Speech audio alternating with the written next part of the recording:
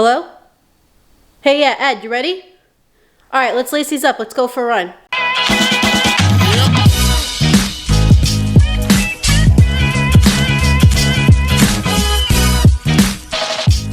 Good morning, YouTube. What's up, guys? Today I'm really excited because it's another day, another first run impressions video. And honestly, these are my favorite ones to shoot. And today I have an even more exciting surprise. I have a guest from across the pond. Say hey, Ed. Greetings and salutations, friends. It's Edd Bud here, coming at you direct from the Shoe Sanctuary. I'm proud to be collaborating today with the fantastic Run Like Hella YouTube channel for our initial reviews of the ASICS EvoRide. Now, both me and Ed have tried the ASICS GlideRide, which kind of was the predecessor to this shoe, and I think that they're supposed to work hand in hand. The GlideRide is the heavier, bulkier version for daily training, and the EvoRide is supposed to be like the tempo day, lightweight trainer companion to the GlideRide. So Ed and I are gonna lace these up, we're gonna go for a run, and we're gonna tell you everything we think about the ASICS EvoRide after the first run.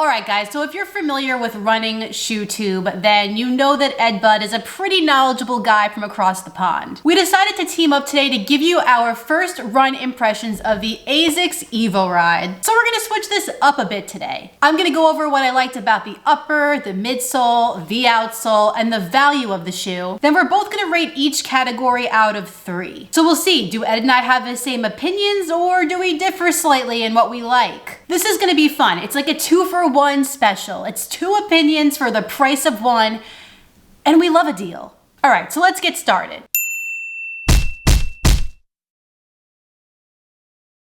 As far as the upper goes, when I first took this shoe out of the box, it looked super narrow and I was just like, how the heck am I gonna fit my foot in this? And putting the shoe on my foot was no different. It felt really snug in there. So I had to loosen up the laces, which, side note, are really thin and long randomly. But once I got that figured out, it wasn't too bad. The upper is made of an engineered mesh, which didn't cause me any hot spots or discomfort, and it was pretty breathable. And like its big brother, the GlideRide, remember this guy? The heel counter is very padded.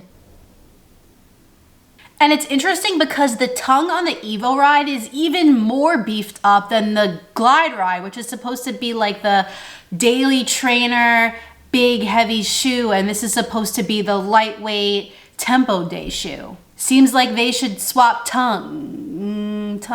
Yeah, I probably shouldn't say that. If ASICS would just cut down on some of this material in the upper, I think that this would be a better shoe, which I feel like I say in all of my ASICS reviews. The pull tab, oh wait, there isn't one. All this being said, I'm giving the upper a 1.5 out of 3. Ed, tell the people what you think. So firstly, to the upper, I certainly found this to be a kind of weight-relieved ASICS GlideRide. They kind of scaled things back a bit on the EvoRide. I mean, there's just so much upper here. It was quite a heavy shoe, really, for somebody who's quite a slight runner. That's not the case though with the EvoRide. They've scaled things back. The mesh is nice and breathable, but I would suggest there's quite a lot of room in the toe box. I have a narrow foot also, and I felt that there was a lot of room there, even with a thicker sock. I kind of felt a little bit like I was lost in a shopping mall.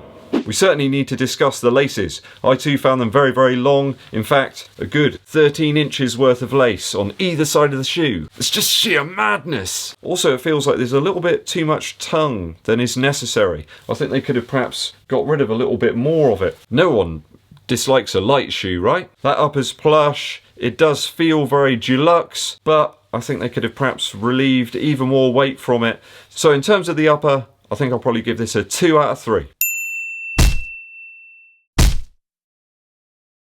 As far as the midsole goes, we got a lot going on here. First, we have ASICS Flight Foam Propel technology that ASICS says gives the shoe a supreme bounce. I air quote that because that is a direct quote. We got some rear foot gel technology in this heel somewhere. I guess it's buried in the midsole foam. And of course, we have what this ASICS ride line is famous for, and we have the guide sole technology.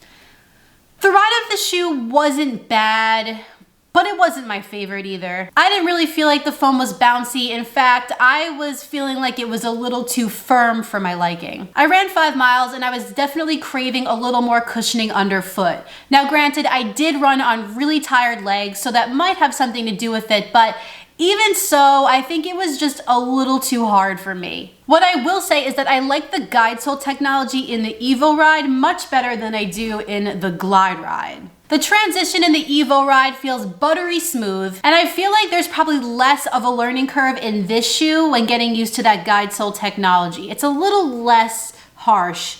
You can even see it here. As far as the gel goes in the heel, I didn't feel it, but it's there. With all that said, I'm gonna rate this midsole a 2 out of 3. Ed, what do you think? Too firm? Just enough cushioning?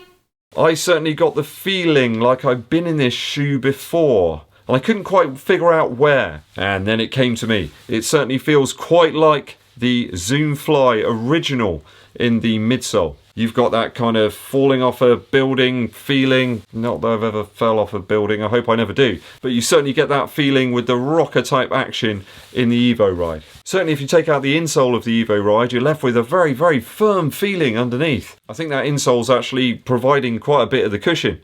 That aside, I did find it a particularly fast shoe. Certainly if you're going to buy this one as a tempo shoe, you won't be disappointed. Don't think this one will suit everybody though if you're going to get it for a daily trainer. I think the midsole's just perhaps a little bit too firm for that. I found turnover really great though in the midsole of the EvoRide. It's just very, very smooth once you up the pace. I think a big upgrade in terms of the midsole. There's a better equilibrium between the upper and the midsole here. So I'm going to give this a 2.5 out of 3.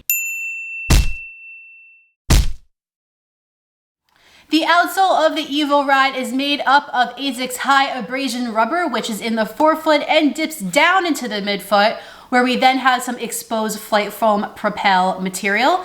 And then we have some more AHAR rubber in the heel. I'm happy ASICS got rid of some of this to cut down on weight and only gave us rubber in the places that we need it. After all, this shoe is rolling you forward, promoting a 4-foot running stride. So you really don't need anything in this midfoot area. Another thing I'm really happy about is that ASICS added a traction pattern to the rubber on the outsole. One of my issues with the GlideRide is that while it's covered in rubber, the rubber is smooth and there's no traction pattern, so I felt like I was sliding backwards when I was running, especially on like wet surfaces. See how that pink rubber is smooth? It has no pattern on it.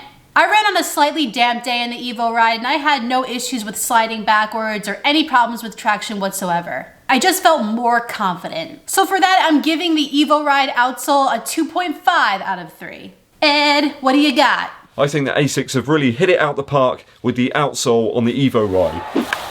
I think it's almost a bit like a daily tempo style version of the GlideRide. There's still loads and loads of outsole rubber here, the high abrasion rubber. I mean, why would you want low abrasion rubber? It's positioned in great places though here. If you're going to drag your heel a little bit, it's going to protect it here. I was interested in this bit here though, right in the midfoot. Surface contact though felt really true. I felt really engaged with the terrain underneath my feet. Outsole rubber was just too smooth on the GlideRide. I slid around on some slippery surfaces. But here in the EvoRide, it's a lot more patterned. It's a lot more gnarly. It feels like it's weathered a little bit, like an old rocker. Perhaps it's more of a Neil Young of an outsole. So I think for outsole, I'm going to give it a 2.5 out of 3.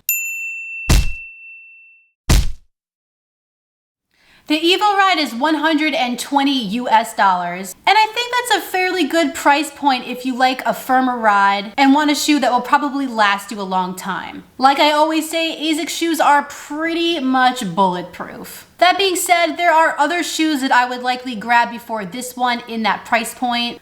The New Balance Feel Cell Rebel and the Hoka One One Rincon. But the EvoRide is still a pretty good shoe that can be used for tempo day and as a daily trainer for some. And that's why I'm giving the value a 2.5 out of 3. Ed, is the EvoRide worth it to you or no? I think if you're looking for a great value shoe, you've probably come to the right place. At about 110 UK pounds sterling, I don't think you can go wrong really with the EvoRide.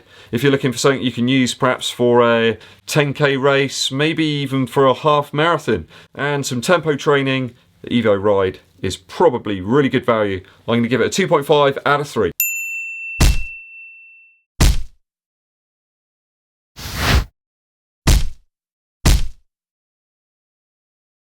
So there you have it, 2 opinions on the EvoRide for the price of 1. Thank you, Ed, for stopping by. And guys, if you're not subscribed to Ed, what are you waiting for? He has fantastic running shoe content of all kinds. I was subscribed to him before I even had a YouTube channel. The link to his channel will be down below in the subscription, so after this video is over, go down there, click that link, subscribe, like his videos, all that good stuff. And if you're interested in the EvoRide, Running Warehouse has you covered. In the description of this video, there's a Running Warehouse link. Go down there and click that and pick up your own pair. It is an affiliate link, which doesn't mean anything for you. It just helps out the channel a little bit, which, you know, I always appreciate. If you enjoyed this video, please like it down below and subscribe. And when you're done with all that, hit that notifications bell down below so you can find out every time I upload a new video. And I know you're all waiting. I have another video for you guys next week, but in the meantime, She's Emily Heller, my name's Edd Bud, and remember to get out on the grind, and we'll be seeing you.